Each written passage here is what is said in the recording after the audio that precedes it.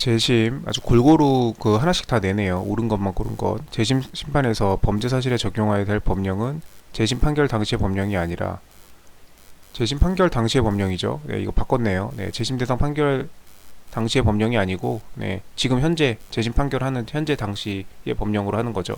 기억 틀렸고, 그다음에 니은 기억 2013년도 판례.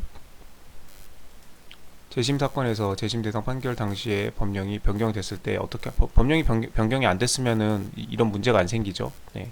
근데 이제 법령이 중간에 변경이 되면 어떻게 해야 될 거냐? 재심 판결 당시에 법령으로 한다.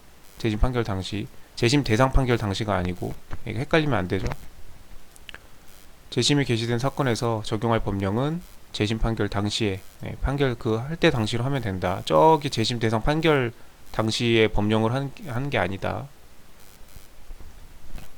재심 판결 당시, 재심 판결 당시를 기준으로 한다. 그래서 기억은 틀렸고, 다음 니은 형의 선고를 받은 자에 대해서 형의 면제를 인정할 명백한 증거가 새로 발견되었으면은 재심 사유가 되죠. 이때 형의 면제란 형의 필요적 면제만을 말한다. 이건 맞는 내용인데, 네, 임의적 면제는 해당하지 않습니다. 또 84년도 판례. 이거 좀 어려울 수 있겠네요. 이 문제는 좀. 네. 재심 파트 자체가 일단 형사소송에서 맨 마지막에 공부하는 거고, 네. 420조, 예, 형이 선고를 받은 자에 대해서 형의 면제를 인정할 명백한 증거가 새로 발견될 때, 예, 재심사유 420조, 이건 되게 중요한 조문이죠. 여기서 형의 면제라고 하는 거는 필요적 면제 경험을 말하고 임의적 면제는 해당하지 않는다. 자수, 자복 사실이 인정된다고 하여도 이러한 사유는 임의적 면제 사유는 될지언정, 예, 필요적 면제 사유가 될 수 없기 때문에, 예, 자수했을 때 형 감면해 주는 거는 그거는, 예, 필요적 감면이 아니죠. 네, 필요적 면제 사유가 아닙니다. 재심사유에 해당하지 않는다. 네. 원심 조치는 정당하다. 네. 그러니까 아마 원심에서 그 자수 자복을 했는데도 뭔가 이렇게 감경을 이렇게 안 해줬었나 봐요. 그래서 그걸 가지고 판결이 잘못됐다. 그래서 재심을 건 거죠. 근데 그런 사유로는 이거는 이미 면제적 면제 사유이기 때문에 이런 사유들은 그 너가 자수 자복을 했음에도 불구하고 법원에서 이거를 그 참작을 해주지 않았다. 그런 사유를 가지고 재심으로 들고 오지는 말라 이겁니다. 그거는 법원에서 맘대로 하는 거기 때문에 네가 자수를 했어도, 예, 그냥 감경을 안 해줄 수도 있는 거기 때문에, 예, 그렇죠? 그래서 이거는 재심 사유가 되지 않는다는 겁니다. 니은은 맞는 거고, 디귿 재심 판결이 선고되어도 확정되기 전까지는 재심 대상 판결은 그 효력을 잃지 않는다. 그렇죠? 재심 판결이 확정되었을 때, 네, 확정되었을 때 이제 재심 대상 판결은 이제 완전히 이제 없어지게 되죠. 이제 소멸하죠. 전원 합의체고, 재심 판결이 확정된 때 종전의 확정 판결이 효력을 상실한다. 여기 선고된 때가 아니죠. 네. 판결이 확정됐을 때, 예, 효력을 잃는다. 그럼 반대로 확정되기 전까지는 재심 대상 판결은 유효하게 존속하고 있다는 얘기입니다. 디귿 맞는 거, 니은 디귿이 답이네요. 그다음 리을 항소심에서 파기된 제1심 판결도 재심 대상이 될 수 있다. 이거는 항소심에서 파기된 제1심 판결에 대해서는 재심을 청구할 수 없다고 나와 있죠. 그래서 일단 리을은 틀렸고, 2004년도 판례 유죄 확정 판결 또는 유죄 판결에 대한 항소 또는 상고의 기각 판결, 일단 유죄로 떨어졌거나 아니면 이 유죄 판결에 대해서 내가 불만이 있다고 상소를 제기를 했는데, 예, 그 법원에서 그걸 나의 상소를 받아주지 않았을 때 상소를 기각한 판결이죠. 이거에 대해서는 억울한 사람은 재심을 청구할 수 있어야 되겠죠. 근데 항소심에서 파기된 1심 판결은 파기됐잖아요. 예, 파기됐는데 이거를 불만이라고 해서 재심을 청구할 수는 없겠죠. 이거는 그냥 논리적으로 말이 안 되죠. 네. 유죄가 된 판결에 대해서 나는 억울하고 그러고 재심을 청구하는 건데, 파기된 판결에 대해서 나는 억울하고 그러고 재심을 청구하면 뭐 그럼 다시 유죄를 해달라는 얘기예요. 그러면 판결 파기됐는데 라는 거죠. 말이 안 되는 거죠.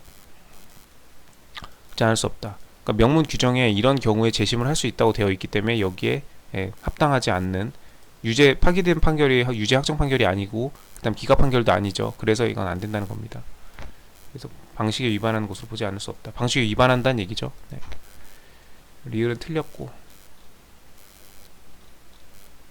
24번 변호인. 네. 재심까지 이제 23번까지 순서대로 상소, 뭐 항소, 재심 이렇게 쫙 올라왔죠. 그래서 이제 형사소송법 한 바퀴 다 돌고 이제 25번까지 두 문제를 더 내야 되니까 뭘 낼까 하고 다시 뒤적이다가 앞으로 와서 변호인을 내신 것 같아요. 옳지 않은 것은 필요적 국선 변호사인 피소인이 구속된 때란 피고인이 해당 형사사건에 구속되어 재판을 받고 있는 경우뿐만 아니라, 또 뿐만 아니라 나오죠. not only A but also, A뿐만 아니라 B도, 여기 앞에도 그렇고 뒤도 그렇다. 피고인에게 별건으로 다른 사건으로 이렇게 되어 있는 경우도 포함된다. 이때도 국선 변호인을 선정해 줘야 되는 것은 매 한 가지다. 변호인의 조력을 받을 권리를 보장받아야 되는 것은 매 한 가지다라는 거죠. 이건 이번 올해 대법원 전원 합의체 판결이죠. 매우 중요한 판례죠. 이건 2차에서 반드시 한번 나옵니다. 올해 법무사 2차를 필두로, 그 다음 내년 법원 행시 2차, 내년 또 법무사 2차, 그 다음에 변호사 시험, 무조건 나옵니다. 이거는. 그래서 해당 뿐만 아니라 별건으로 다른 형사사건의 경우에도 다 포함된다. 변호사 선임해 주라 이거죠. 국선 변호인. 옛날에는 안 됐었습니다. 당해 사건에 대해서만 그 변호인을 선임해 줬죠. 너무너무 중요한 거. 당연히 이렇게 됐어야죠. 진작에 바뀌었어야 되는데.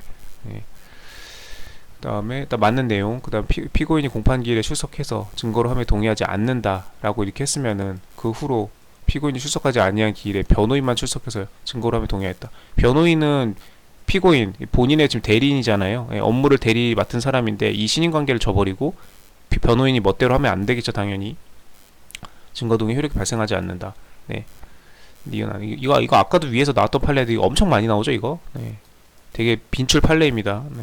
맞는 내용이고 피고인이 명시한 의사에 반하여 증거로 함에 동의할 수는 없다. 2013년도 판례. 진술된 경우에 공판기에 변호인만이 출석해서 종전 의견을 번복해서 딱 안 될 것 같은 느낌이 물씬 나죠. 특별한 사정이 없는 한 효력이 없다. 그대로 내용 갖고 왔고 그래서 맞는 내용이고 3번 필요적 변호 사건에서 항소법원이 국선 변호인을 선정하고 소송기록 접수 통지를 한 다음에 그 다음에 사선 변호인을 선임하면 이때는 사선 변호인에게 그 소송기록 접수 통지를 할 필요가 없다. 다시 같은 통지를 할 필요가 없다라고 했습니다. 3번이 틀렸죠. 바꿔서 냈어요. 이거는 작년 법무사 2차 논점이죠. 작년 법무사 2차 기출 논점입니다. 전원 합의체 판결이고 너무너무 중요하죠. 이것도.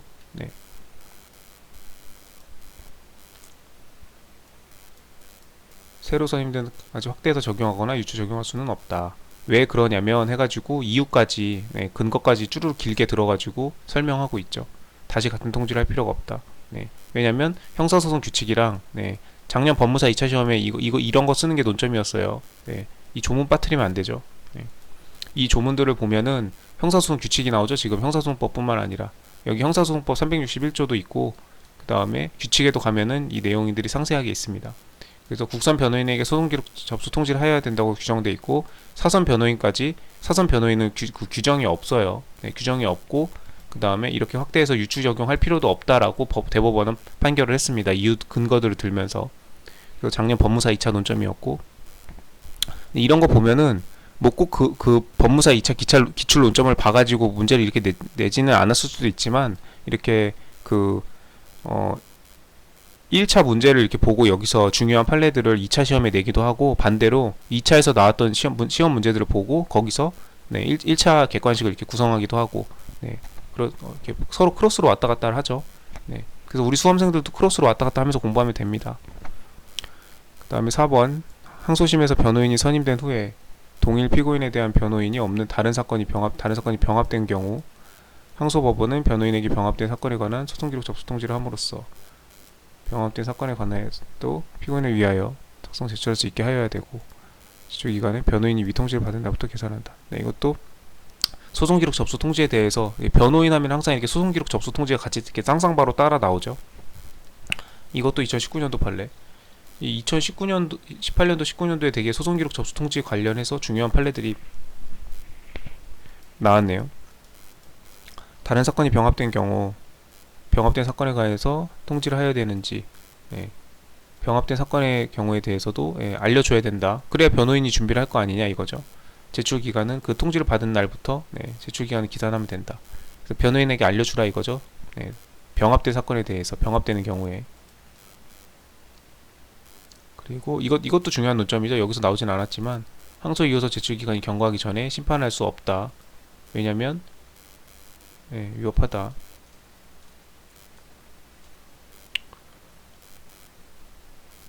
병합된 사건에 대해서도 피고인을 위하여 이렇게 할 수 있게 해야 된다. 제출기간은 날부터 계산한다.